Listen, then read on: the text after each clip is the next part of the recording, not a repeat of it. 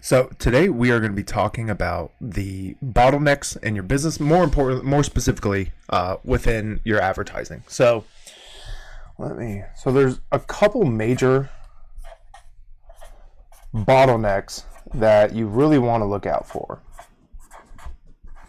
And luckily, it's pretty simple to kind of get through them. But you want to have, you're not going to know that they're there unless you recognize these. So here is the very first one, and this is your ad to landing page. So this is the very first bottleneck, and this is like, imagine you're running Facebook ads, right? You got running Facebook ads, and let's say you get 1,000 people to your website every single month, right? You got 1,000 visitors every single month, and out of those 1,000, you get 10 new leads.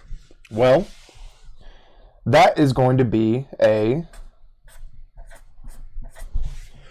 1% conversion rate. So this is going to be where you first find your bottleneck, and I just kind of want to define what a bottleneck is, or at least what I look at as a bottleneck. It's pressure that can be released, and so think about it this way: think of it like a kink in a hose.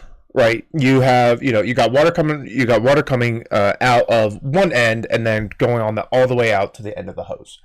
And when you put a little,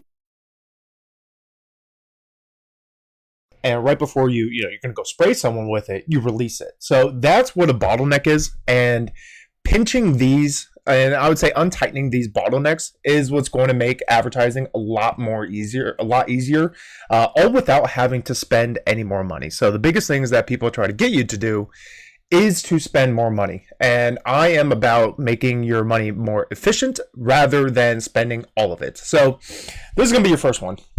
And this is your ad to landing page. And we're going to go into a lot of the different factors and how to actually remove some of these bottlenecks. But I just want to kind of get it all out there on what each of the three bottlenecks that at least I'm experienced in fixing, what they are. I know there's a lot more, but I do not know that size of business. So this is going to be your first one, your ad to landing page. So if you have 1,000 visitors to your website, you get 10 leads out of that 1,000 visitors. You have a 1% conversion rate. So that's going to be your very first bottleneck. Your second one is going to be your lead to purchase. Now, this also works for e-commerce. Think of it like add to cart to purchase as well. But let's say, so if we keep with the same analogy here, these 10 leads right here, how many of them are you selling? So are you selling 2 of them? Are you selling 5 of them? Are you selling 7 of them? Which one are you? How many of them are you selling? That's going to be your second bottleneck. So, and the reason it's a bottleneck, imagine if you get 100 leads a day, but you can only sell 3 of them. It's going to be incredibly difficult to be able to be profitable advertising. So that's going to be the second bottleneck that you're gonna come into. So, and all of these, by the way, every single bottleneck is just a percentage. So the third and final one I can talk about is going to be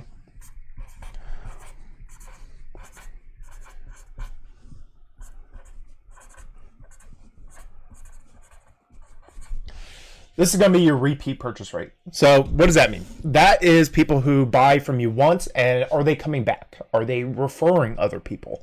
And it depends on what kind of industry you're in, on how much you can expect. So if you sell large construction contracts, this is not going to be, a repeat purchase rate. You might get that one every 10, 15 years. And it's going to be because people are moving companies.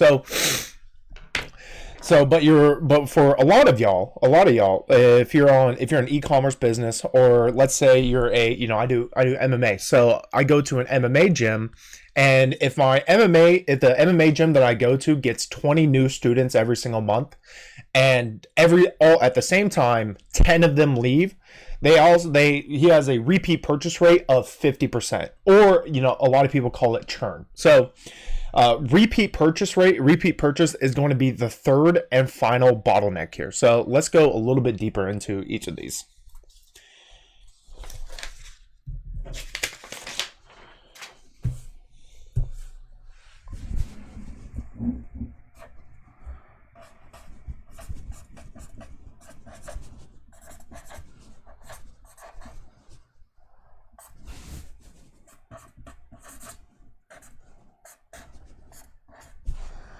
So your first bottleneck, your add to landing page. Now, I want to keep this as simple as humanly possible. There are a couple ways to look at it. So you have your traffic source.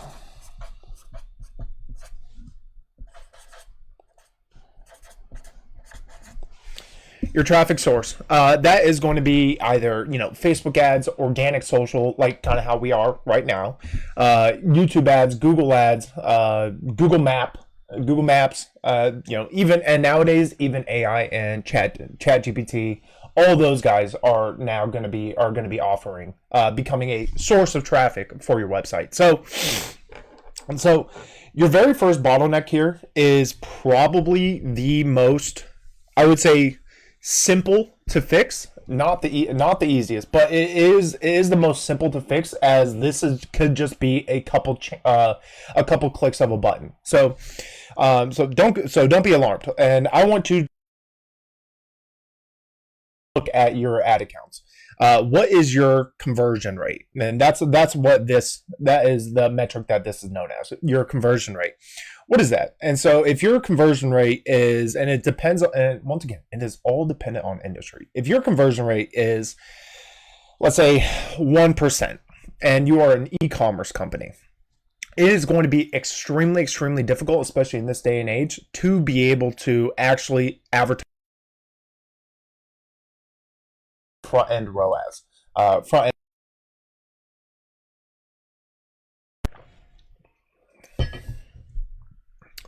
My mic is going crazy right now.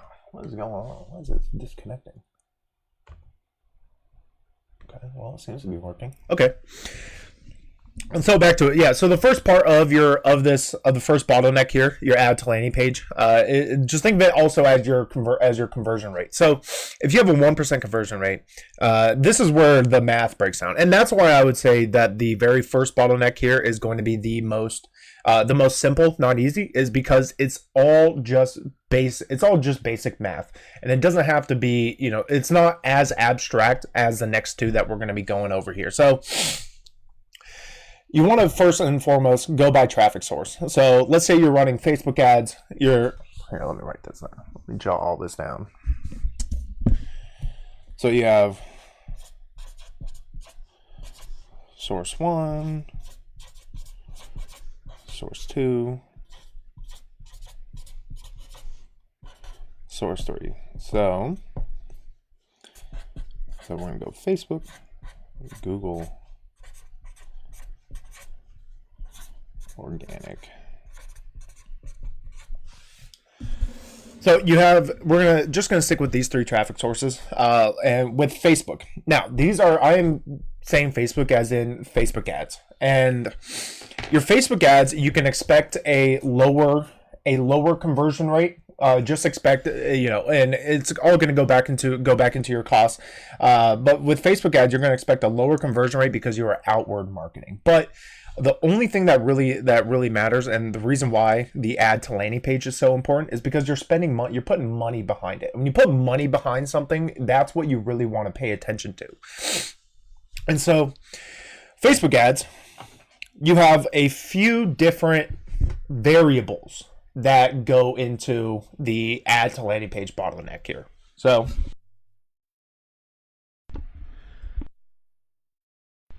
and it's going to be pretty similar as Google ads. Organic is kind of the little black sheep here. So with Facebook ads, you have a couple variables.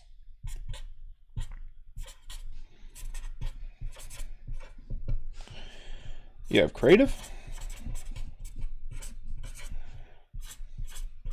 copy.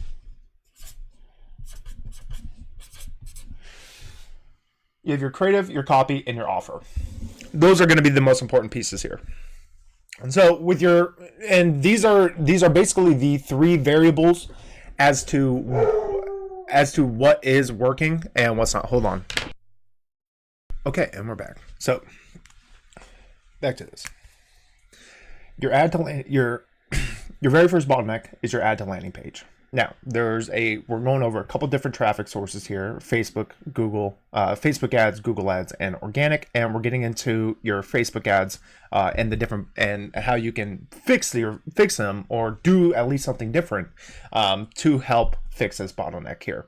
And which, by the way, I do want to say that we're starting on the traffic sources side, but then there's a whole lot on the actual landing page side that we're also going to get into. So Facebook ads, you have basically three different variables to check here: is your creative, your copy, and your offer. Now, I could go into this whole next 2 hours here could be all on your creative, but it's extremely deep, and we could go in a lot of different directions here.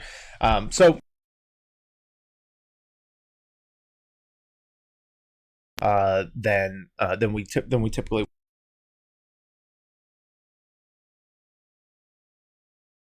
How your creative, copy, and offer relates to fixing this very first bottleneck. So your creative, and how do you know if one of these is going to fix a bottleneck? Well, I like to start with, first of all, what are you offering here? What are you offering people? Are you just offering a simple 15% discount, or even worse yet, a 10% discount? Are you basically doing what everybody else is with no additional spice, spruce, coolness, value to people? And if you want to know about value, I would just read Alex Hormozi's $100 million offers, because that's just the best way to go for it. So which one is it? Your offer is going to be your starting block, and this is just kind of what you are presenting to people, and then your creative and copy is how you present it to them. So, and it's just a matter of, and I would say your offer goes into more of your quote unquote brand and image than any. You could have quote unquote ugly creative. In fact, one of my most highest performing creative is extremely ugly. I think if you're going to look at the recording, I will put a little photo of it right here.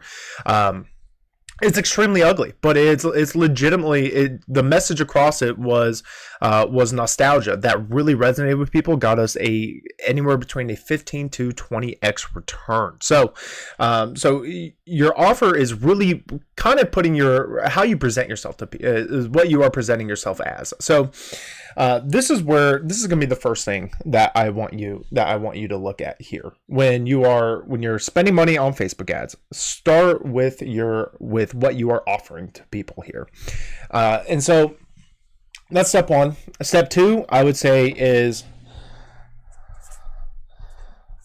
step two is going to be your creative here. Now, your creative is a part of how you are presenting what you are offering, and so that could be a photo, a graphic, a video, whatever it may be. It doesn't really matter. That's what it could be. Now, your creative it's not about putting it's not about putting a text here and a button here. While that does go into it, that's not what it's about. What you are trying to showcase with your creative is the all-encompassing messaging of your offer. So, for example, if you're a landscaping company, a good move for you is going to be doing the same thing, almost the exact same thing, as a gym, as a local gym or a supplements company, where you're showing people before and after of what it looked like before they experience your product. So you'd put a before and after of a lawn, of a garden, whatever it may be, and whatever you did for them. Now, the trick here is that we're going to stick with the landscaping. If you are landscaping and you are offering something to do with rock walls or gardening, you better have rock walls and gardening in the creative itself. And if you don't have it, it's just going to be extremely confusing. So that's what your creative. Your creative is the very first step into showcasing how you are going to solve, how you are going to give the person what they offer. So, it doesn't have to be as direct. And you can think of how like Men's Magazine or like Women's Sports Illustrated does. Why do you think they have the most beautiful people you've ever seen on the cover? It's not because they're showing off that the specimen of a human on there. What they're trying to do is trying to get you to project, I can look like that person by opening up and reading this magazine.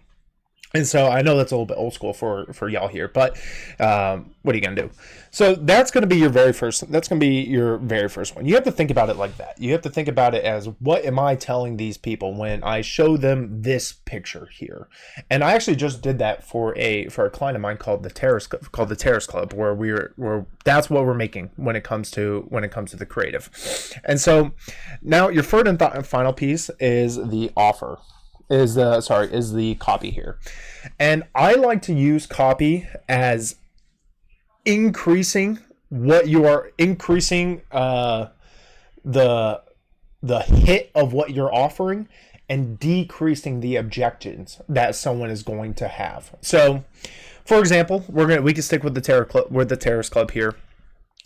That is an all-inclusive venue. So they're one of the only ones around here that offers all-inclusive packaging, which can help on the price, on the cost of the overall wedding, which can get pretty out of control. So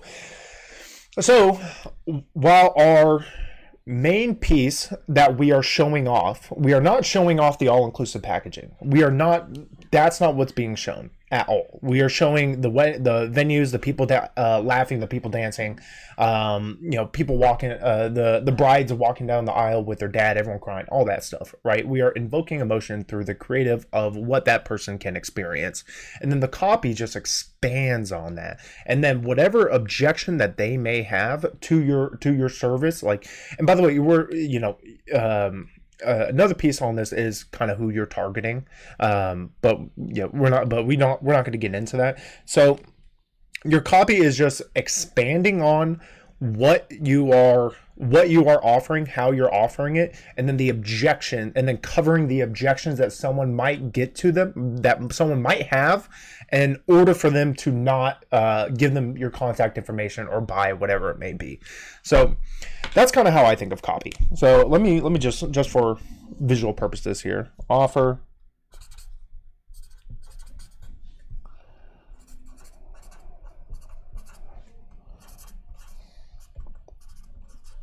what you're doing,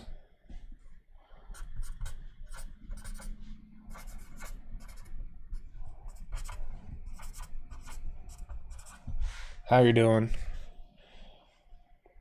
And then once again, this is an expansion on how you're doing.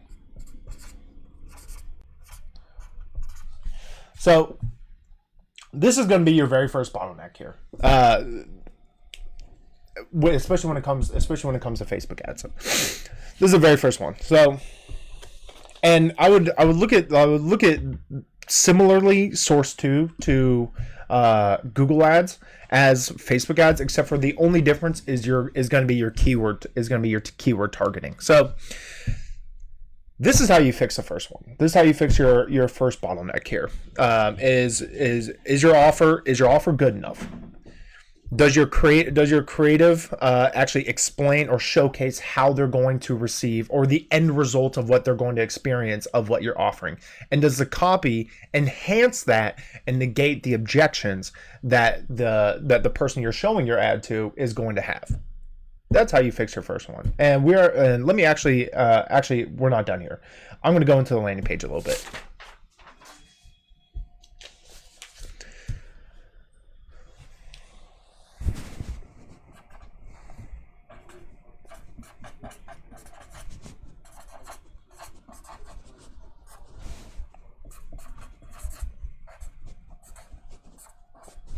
So now we are going to be focusing on the landing page.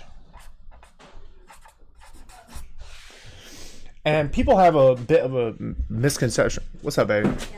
Okay.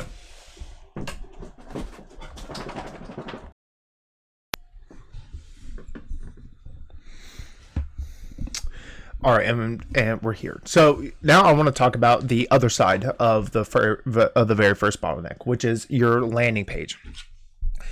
And your landing page can be anything from the website that you're sending them to a dedicated landing page based off a very specific offer, or even off of a very specific keyword.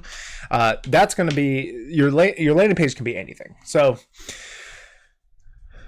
what's important on the landing page is you want to invoke a couple things. And the biggest one I would say is, first of all, non-confusion. Non-confusion. So a lot of people get this wrong, where your ad will say one thing and the landing page will say another. It's what it needs to be is almost a continuation of the ad. Think of the landing page like that, as a continuation of the ad.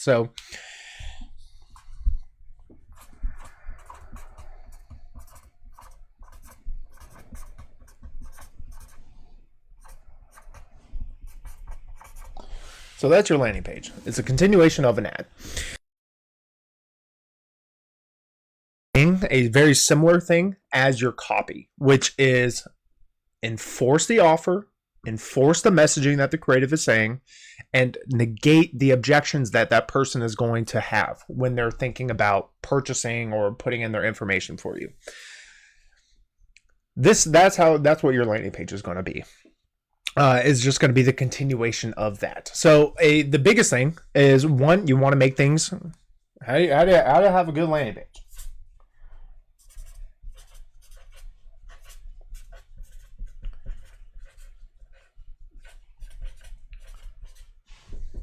First thing, make things clear. Is the messaging consistent with the ad itself? Is the landing page that you're sending them to, or the website that you're sending them to, is it saying something differently than what your ad is saying? Are you confusing people between the two? And you can know you're doing this by, I would say, a extremely low conversion rate from your ad to your landing page. And now this is where that bottleneck happens. So there is a difference between, if let's say you launch some ads. There's a difference between your ad not working, which you could see on Facebook if let's say it's less than 2% engagement rate, your cost per click is through the roof. People just really aren't engaging, buying, clicking, doing anything with the ad itself. That's how you know that it is that's the ad's a problem. Now, if you are getting a good engagement, and if you are getting a good cost per click, and people are interacting with the ad itself, but they're not converting, they're not filling out the form, they're not purchasing, they're not adding to cart, they're not doing whatever, that's how you know the problem is going to be on the landing page, or the URL that you're sending people to. So the first thing is to make things clear. Bo, come on. Is to make things clear. And the second,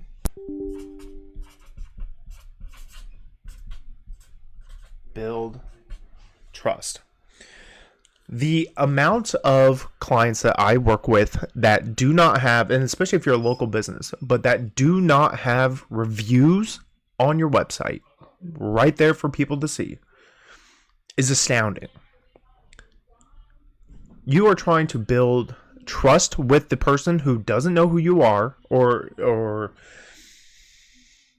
doesn't know who you are, kind of knows what you do, or they have a problem that's looking to be solved, or they have an issue that they don't really know that there's a solution for. That's where the building trust factor is, and you can do this in a few ways. So we can go back to the landscaping company. Before and afters. Just afters, whatever, reviews, testimonials, all that jazz. And what's really cool is you can actually import Google reviews directly onto your website or onto your landing page. So That's going to be your step number 2 here on fixing your landing page. Make things clear and build trust. And number 3, invoke urgency. And what does that mean? So invoking urgency is making sure people claim this now. There is some sort of prohibitor from basically saying this.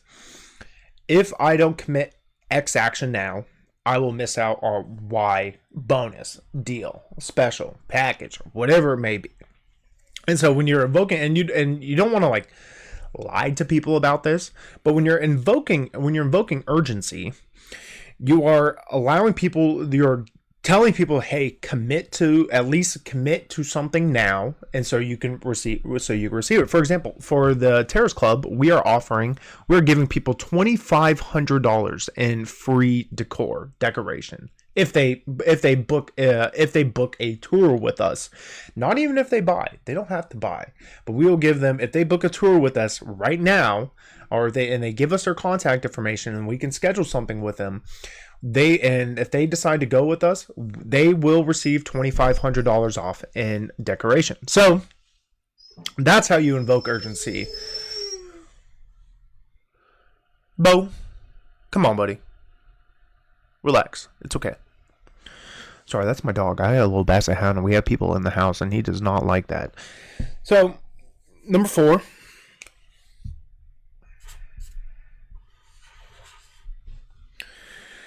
Number 4 is going to be kind of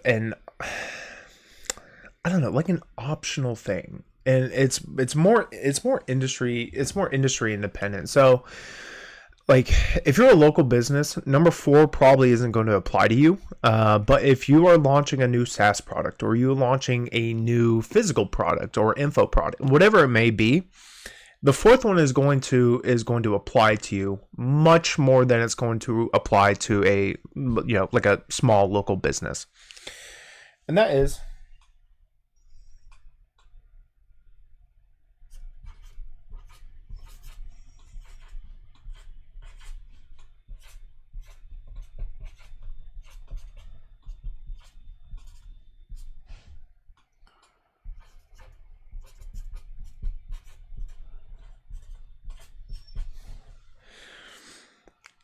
going to be reduce objections and in a scattershot way.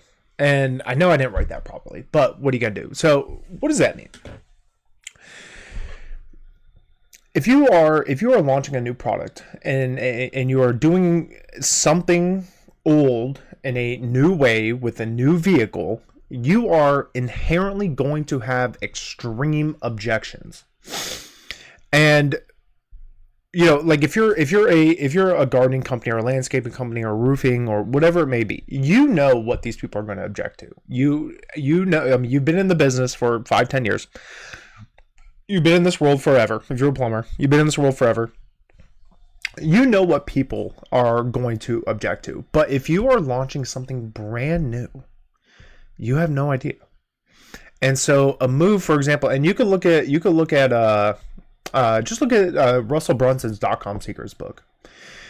That landing page is like 10 to 12 scrolls deep, because what he is trying to do is when he was launching a new product, and what he was trying to do is he was trying to cover as many objections as humanly possible. Reducing objections in a scattershot kind of way just helps you cover all the bases. So if someone is hesitant to spend money, well, that's going to be part of the offer because it's a free plus shipping. And if you don't know if it's going to work for you, well, here are these 8 different types of businesses that this exact system worked for. And so, good luck. And if you think, well, I'm in this special occasion, well, here's this little niche that you wouldn't think of, that this has worked for. Or if my customers aren't like that, it's like, well, here's this person who here's this person who went through the exact same thing, and here's how he used our system to overcome it. You see what I'm saying? Like, it is just all across the board, all around, trying to cover as many objections as humanly possible. And that's just what you need to do when you launch a brand new product that solves it solves an old problem with a new solution. It's that whole modern problems require modern solutions, right? But you have to do something a little bit differently, where you have to cover everything. And like I said, this is just the difference between a small, like, everyone knows what, like, a plumber. Everyone knows what a plumber does. Everyone knows what a roofer does. Everyone knows all these pretty basic industries of that every community has. Everyone knows what they do. So when you're launching something brand new, you have to cover every single different objection, and you can do that. You can do that on the landing page, or on a video on the landing page, or whatever it may be. But that's kind of a fourth and very special one. That's extreme. This one is, I would say, it's not simple and it's not easy here. So this is your very first bottleneck, your ad to landing page. We covered both of them. We covered what to do on the ad side, and we covered what to do on the landing page side, how you know if it's the ad or how you know it's the landing page. So now we're going to get into the second one.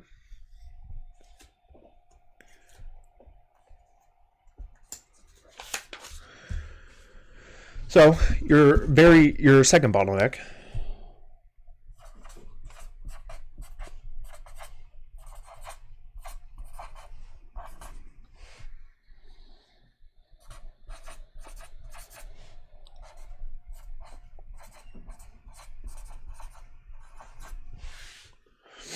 your lead to purchase.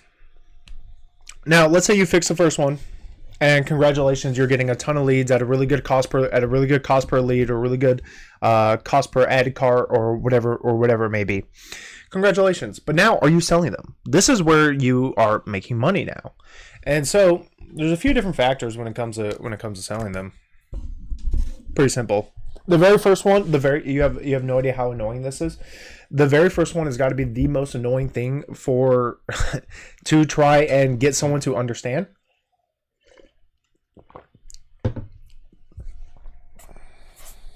And this first one doesn't really affect e-commerce that much.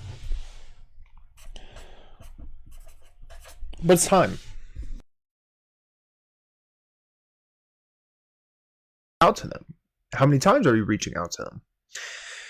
If someone is scrolling on Facebook and they are doom scrolling and they're looking at, their algorithm is full of funny videos, politics, whatever, comedians, whatever it may be, and they decide to fill out the form on your landing page or your ad, whatever it may be, how fast are you calling them? Are you letting them get back to their doom scrolling before you give them a ring? Are you calling them from a weird number that makes it look like a spam? I mean, I get 8 spam calls a day. I'm really surprised I haven't gotten one right now, which is what's recording this whole piece. But how fast are you here? I like to tell people to be within 60 seconds. And if you can't be within 60 seconds, hire people until you can. And so, and you should be able to. If you're a small business and you're spending like $1 to $2 grand a month, you should have the time to be able to call people much quicker, or at least your front desk person to schedule them. Now, time is the most important one, and it's the easiest to solve. The second you get the lead, the second you call them. And that's how you schedule something in, you offer them to a free trial, however you take them in. Time is going to be your most important factor here, and it's the only one that you're really running against here.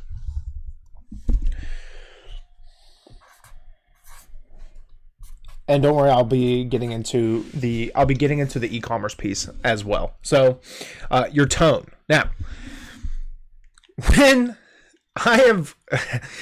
you call someone, and let's say, for example, I'm calling someone to just get more information. Like, I'm interested. There's this place around me called Sweat House. So, like, you're interested in doing whatever, right?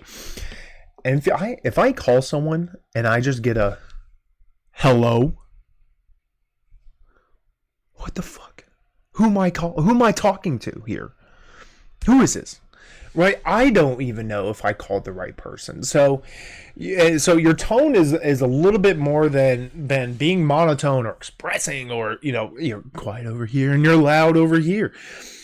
It's I mean, I would say it's just kind of basic being a professional, like professionalism. That's gonna be your number two here. Are you welcoming? Are you making the person on the other line feel like they're a bother? Sorry, I got my dog right here. You see his little tail. Are you feeling like he's being a bother? That they're reaching out. I'm trying to give you money, sir. Please, just talk a little bit more just a little bit more chip. Like I want you to be, you know what I'm saying? I want to do what you're offering. Please be a little bit more excited that I'm coming in. So your tone is going to be extremely important. And it's just that whole first impressions thing. Like people say, oh, the cover on the book doesn't matter, or first impressions don't really matter, because you always got to say, well, you really don't always have to say. And especially if you run a business, I guarantee if you're running a business, you are not the only roofer someone is calling. You are not the only plumber someone is calling. You're not the only whatever that someone is calling. So first impressions does matter, and their first impression on the phone when you reach out to someone is going to be extremely important. Hey, this is Nathan from Sweat House. I just saw that you filled out our form here. Are you interested in our high def infrared saunas, or are you more of a cold plunge? What are you looking for? And boom, boom, boom, the conversation gets going, and then you bring them in. So your tone is going to be extremely important. And once again, I can't stress this enough. We are going to get to the e-commerce. So your third piece here.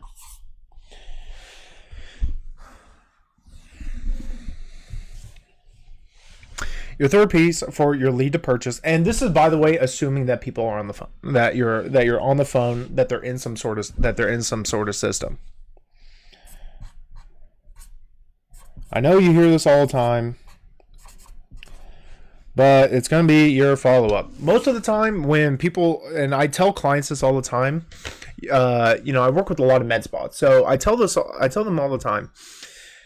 Most people are going to be calling other businesses. They're going to be calling their direct competitors. They're going to be trying to get their pricing on something. They're going to be they're trying to just get more information out of you. So the follow-up is extremely important here. And what does this mean? This doesn't necessarily mean that you have to call them every single day. Please, for the love of God, don't do that. But are you emailing them? Are you emailing them stuff that they actually want to open up? Are you texting them if your state allows it, or if your country allows it? Are you texting them stuff that they actually want to read? Most people don't want to read text messages, by the way, from business. I've seen the numbers. I've seen the SMS numbers. It's okay. It's okay, and a lot of it is just we found is just kind of bots, and so I mean I'm talking to the point of like it reduced an SMS list by I think 85%. So phone texting people, marketing messages, just I don't really like it. Just kind of bogs everything up. So do this at your own will. But email. Are you or giving them a call? Hey, I see you fill out a form. Did you get everything taken care of? Did you get everything? How's it going for you? Blah blah blah blah blah. Great. But so the follow up is extremely important here, and whatever you have an automated emailing system, or you just kind of have some sort of schedule. Well, with AI nowadays. And I wonder what the reaction is going to be to people responding to an AI. I don't think we are going to have those kind of full studies yet, but I'm really curious to see how people respond to an AI versus a human when it comes to lead outreach. That's gonna be really interesting, especially when you can't really tell. So I guess we'll see. Now for e-commerce. E-commerce. This is where I see a lot of y'all get killed.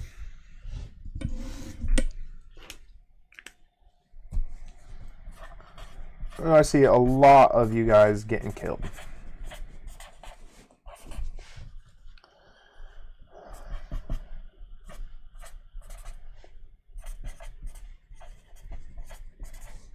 E-conversion.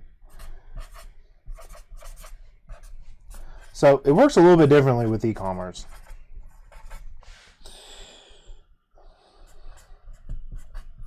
And I say a lead for e-commerce is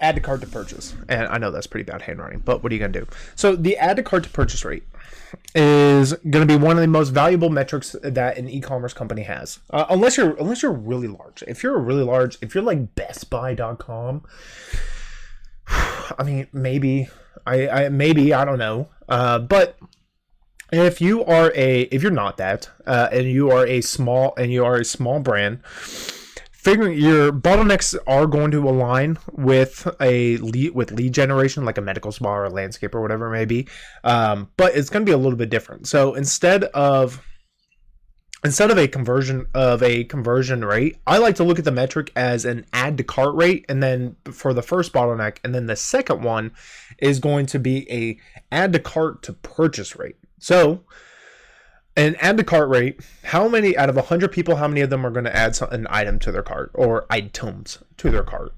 Is it 1%, 2%, 5%, 7%?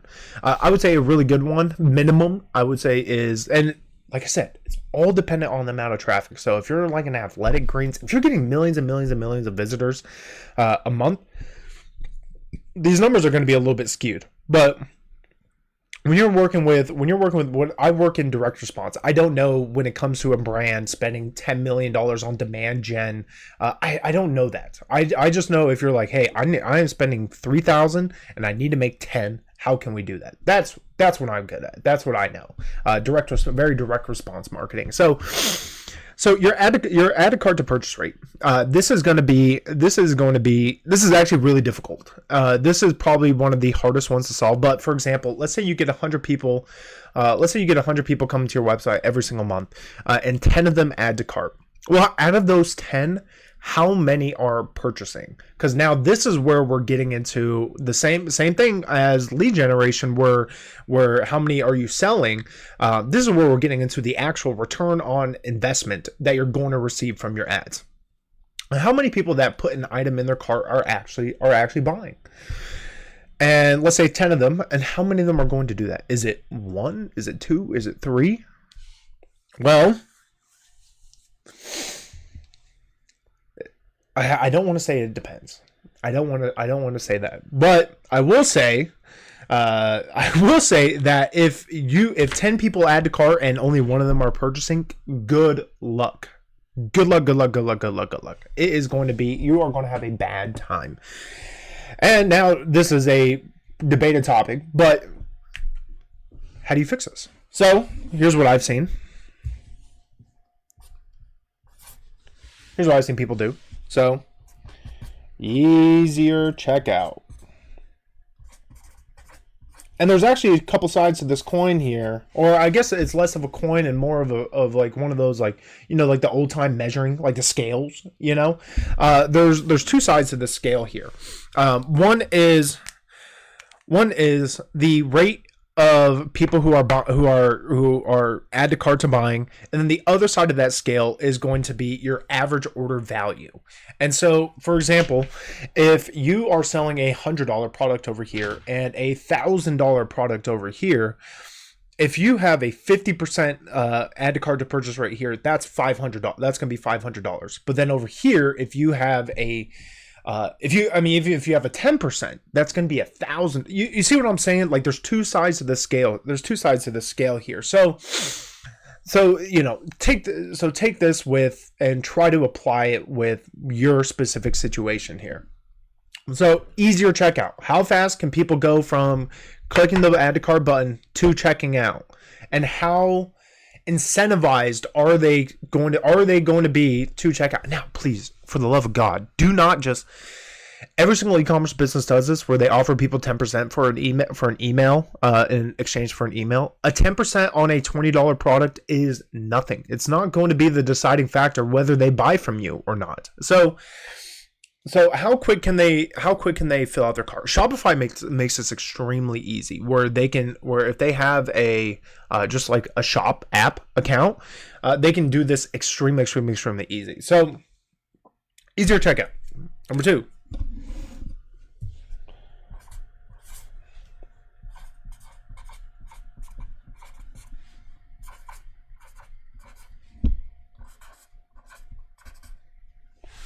Do you have a special buy now offer? If you where you give them something, for example, electronics company that I'm partnered with, if they give you something, we are selling an expensive, kind of like a phone charger. It's called the Qi 2 charger, and so it's extremely fast, and ours moves all around. So it's really good for the bed if you're like watching TV on your phone or something like that.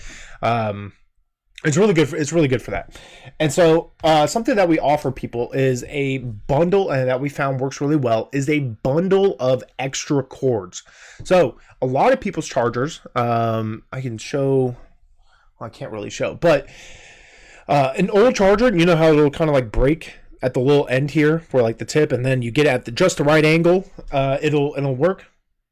That's what we're solving here. That's what we're solving for. Where we will give people 3 free extra charging cables if they buy this product. So, and that took first of all, that made our add to cart rate much higher. That brought us over 10%, and then it made our add to cart to purchase rate over 30%. So a special buy now incentive where you try and get people to purchase immediately, because you were looking. Imagine this.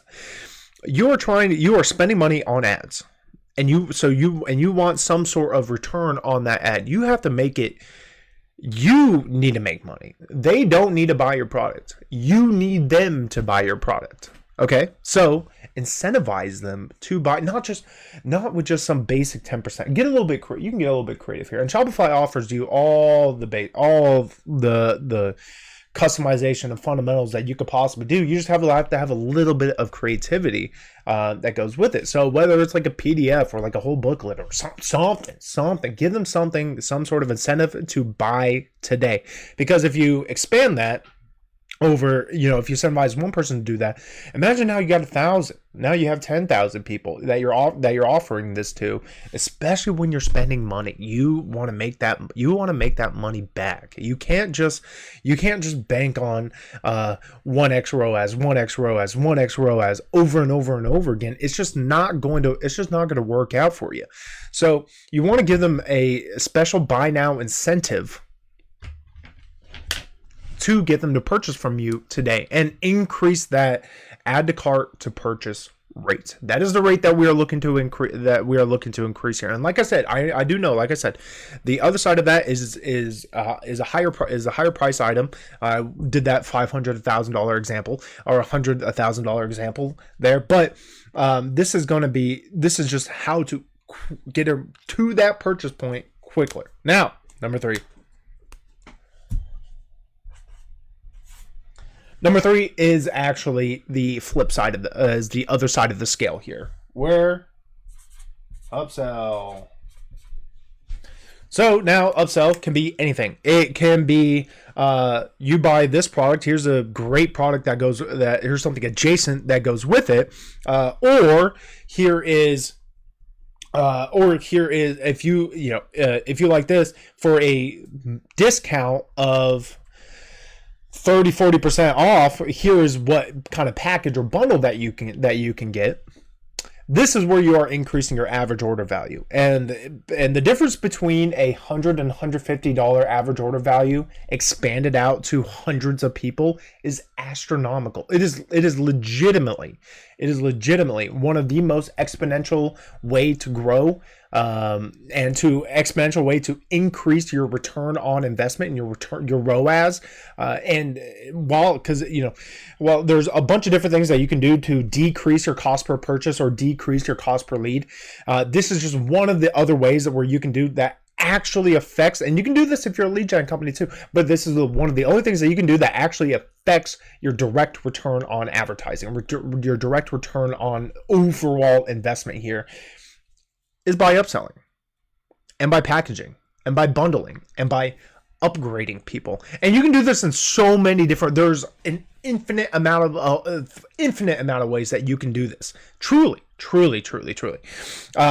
example, what the company I mentioned earlier, Sweat House, does, what they do is they offer you you could buy like specific sessions. So it's like 12 sessions for $200 or something along those lines. It's pretty pricey, but for $180 a month, you can go unlimited.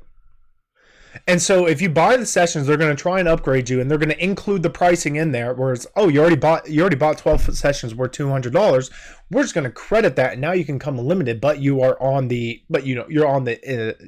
recurring packages there. So upselling people during the check, and now you don't want this to interfere. You really don't want this to interfere with the buying process. You want to make it a part of the buying process there. So if they're already going to checkout and they're incentivized to buy now, do the exact same thing, except for incentivize them to upgrade or to bundle it, or here's another thing. That's what you're looking to do here. And that just hits the other side of the scale, where you're trying to increase that conversion rate, you're trying to increase that add to cart rate, that add to cart to purchase rate, and you're also increasing your average order value.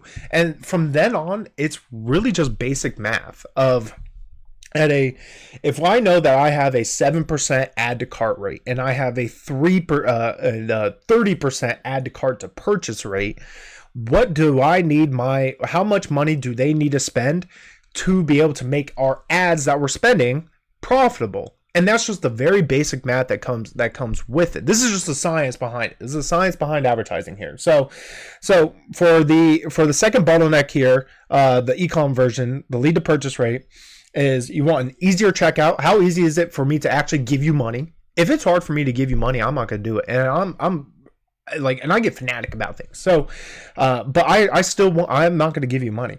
What is my incentive to buy from you now instead of buying from either Amazon? Remember, you're not competing against just other people. You're competing against freaking Amazon and Walmart and all these other things. So all these other areas that people know, like, and trust. So what is their special buy now incentive to be able to purchase from you currently?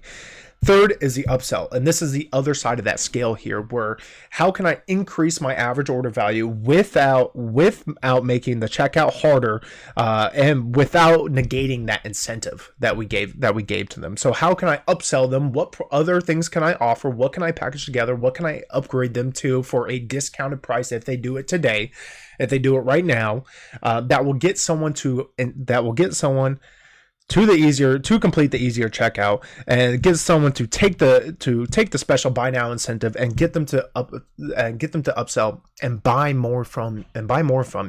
And it doesn't have to be like $20 to $300 difference. Even a small amount of a $15, $20, $25 upgrade difference is going to be humongous results for your advertising campaign. So now we're going to get into the third and final bottleneck.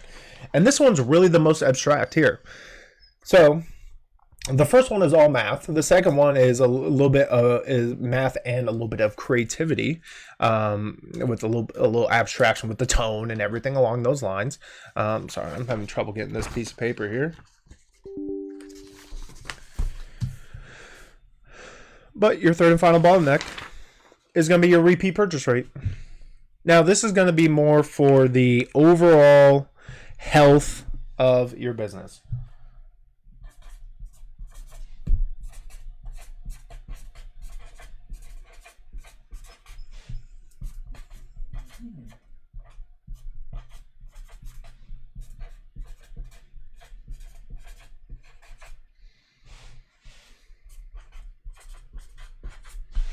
So your third and final bottleneck, repeat purchase rate.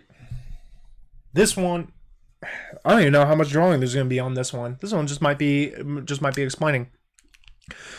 So I bought from you, and if you're not and this is what I'm, or I guess we could also go to cover all churn. So to just cover everything. So I'm going to cover churn first, and then I'm going to go over repeat purchase rate. So churn is, imagine, so I go to an MMA gym, we get 20 new students a month, right? And let's say every single month we get 20 new students, 10 of them leave. If you go, oh God, I just set myself up for math. If you go a whole year with that, so 20 times 12, 240, but every single month 10 of them leaves, so 240 minus 120, well, you're going to end up with 120 students at the end of the day. And if you paid for those students, and what your cost per student, let's say, is $100, that is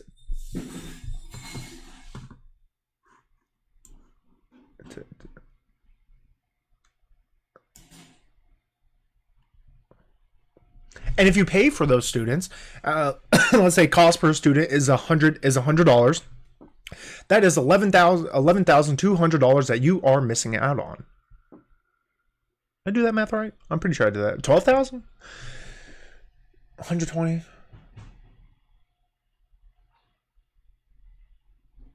I think so. I think I did that math right. So $12,000. So if you are throwing away $12,000 by churn. So it is inherently a money losing machine. But now, you're not going to negate it. It's not going to be zero. People, let's say, stick with the MMA gym here.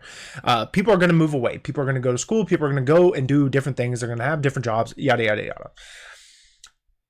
Reducing your churn for the people who actually matter. Those are the people that stay around. And those are the people are they going to stay with you as a business, or are they going to go to the competitor right across the street? And this is where the abstraction comes in, where it's typically all about experience. And for example, my very first experience with jiu-jitsu was life altering. I got tapped out. I am a 6'1", 250-pound man. I got tapped out by a 16-year-old small little girl who got me in an arm bar, and she got to the point where my thumb was up like this. She had everything extended. I couldn't do anything. I couldn't even curl her. I couldn't curl her in.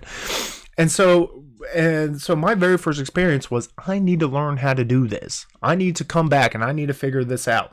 So churn is going to be an extremely important factor here, especially if you are just a naturally month-to-month person. So this could actually work for long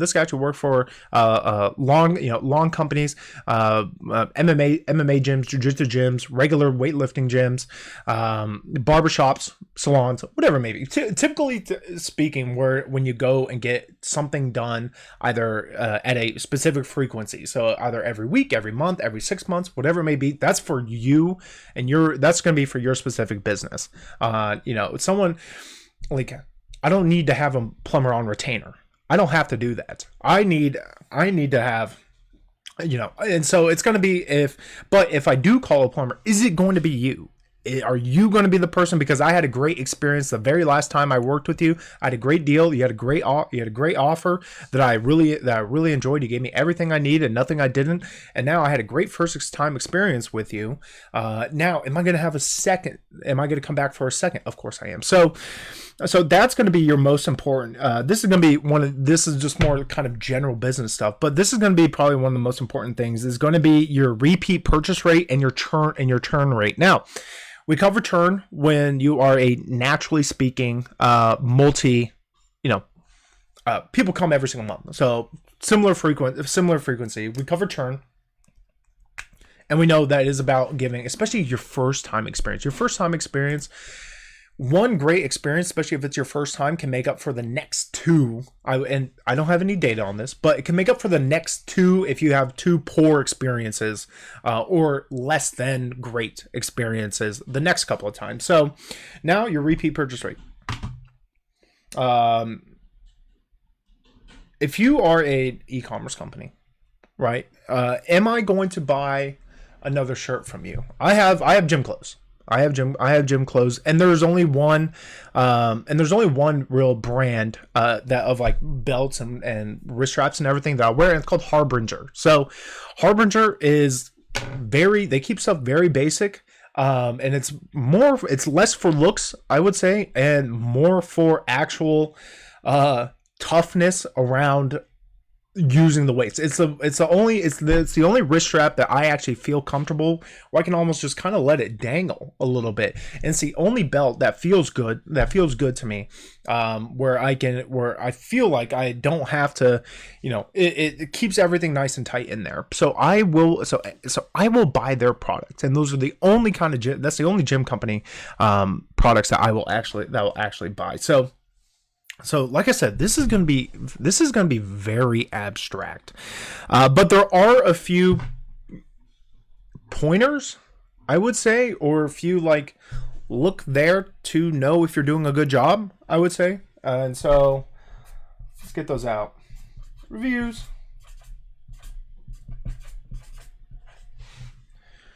How are your reviews? If your Google reviews are, if people are leaving you bad reviews, like, everything is going to be more expensive for you. All your advertising is going to be more expensive for you. Your Google ads, your Facebook ads, everything. Your organic is not going to do it's just not going to do as well at all, because you have a 3.3 stars on your Google reviews, or this product has terrible reviews, or there's a third party review site like TechCrunch or something that reviewed your product poorly. Good luck. Your advertising is now going to be much more expensive until you get over that hump, which could take you like a year here. So reviews is the first and foremost.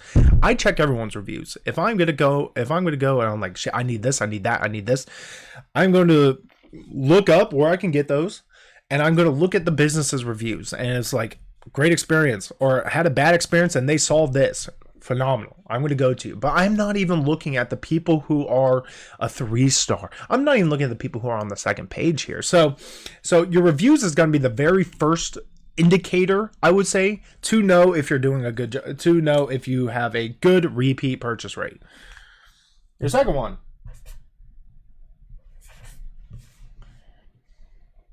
How do I write this?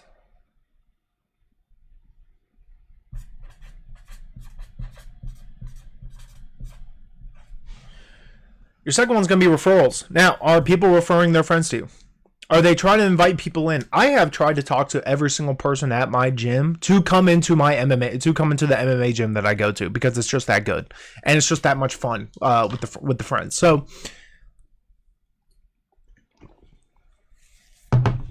excuse me. So referrals. And this is going to be this is a second indicator. If you get people coming in calling you, hey, you helped my friend Sally with this, or hey, John went to you and he just couldn't say enough good things about you. That's how you know you're going to have a high repeat purchase rate, is if you are getting referrals coming in from people that you have worked with in the past. And it all boils back to the same point. Are people having a good experience with you? Does the good outweigh the bad? And I can have a negative experience. I get my ass beat at friggin' MMA. I'm not good at Muay Thai. I am terrible I am not good at Muay Thai. I grew up grappling my whole life. But when it comes to Muay Thai, there's people in there where I've been grappling my whole life. They've been striking their whole life. So they can set me up. I can think I'm doing a wonderful job, and I just get clocked from seemingly out of nowhere. Would you call that a good experience? I don't know. I don't know. I mean, it's all right, but I keep going back. So, and individual people kind of have individual ideas. Like, if I have a bad experience at a barbershop, I will never ever go. They will never get another chance. Ever get another chance there. If I look embarrassing coming out, I'm not going to go back there. If I feel like I can't talk with you, or we can't laugh and joke around and have a good time, I'm not coming back to you. So that's why this is so abstract. That's why this one is so difficult, because it's industry dependent, it's person dependent. For example, there are people who might like to go to a barbershop where no one talks to each other. Everyone's just silent, doing their thing. Hey, how you doing, Bill? Everyone's just doing their thing.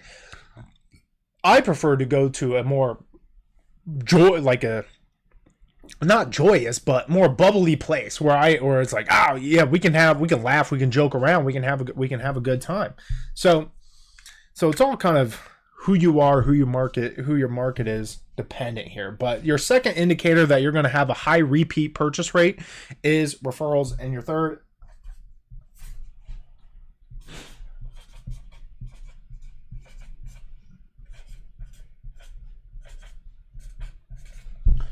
natural growth. Now, this is kind of a phenomenon.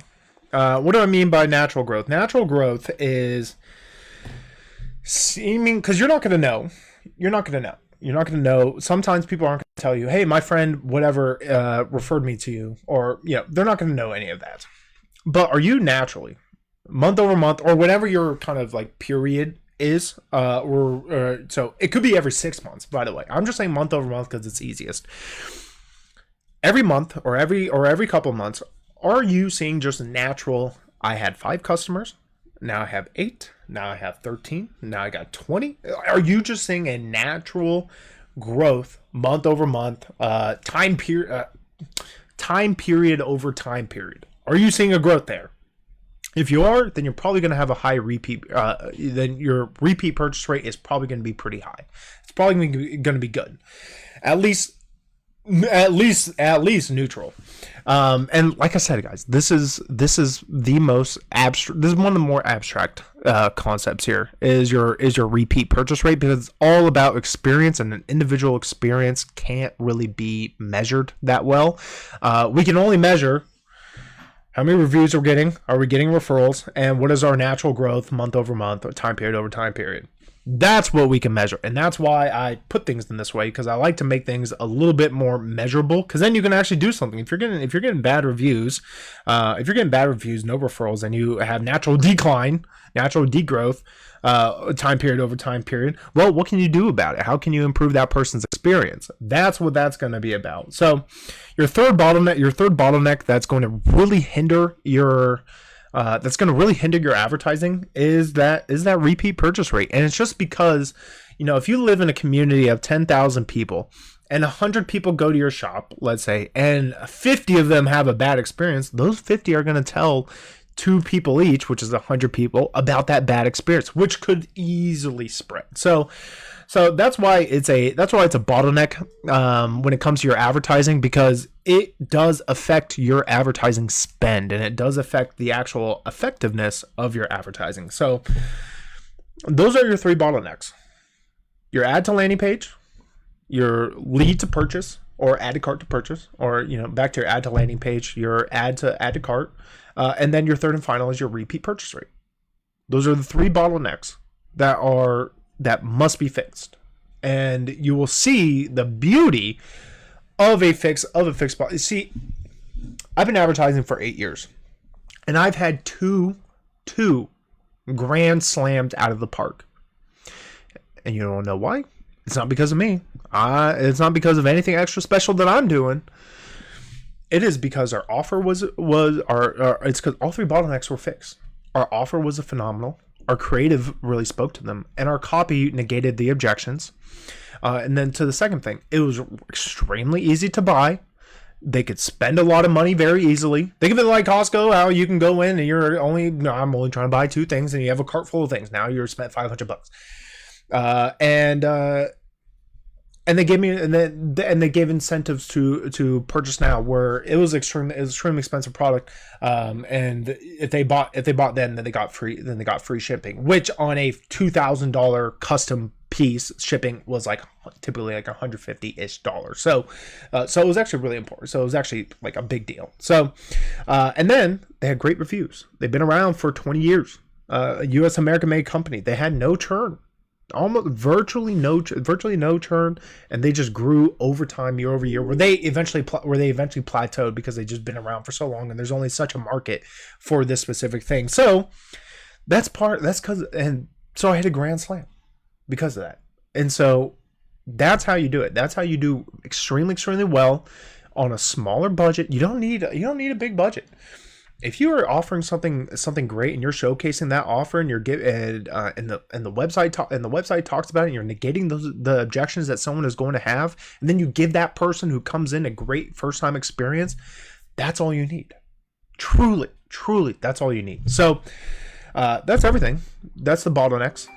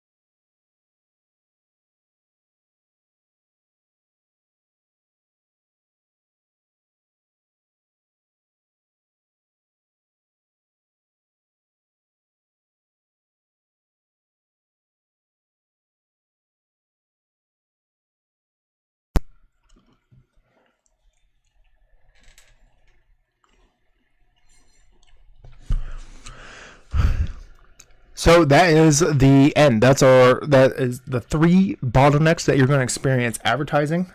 This has been a good time. So come back next time. I will be live every day, 10 a.m. Central Time, and we'll be going over different topics. Tomorrow we are going over the different metrics, how to read them, what to do about them.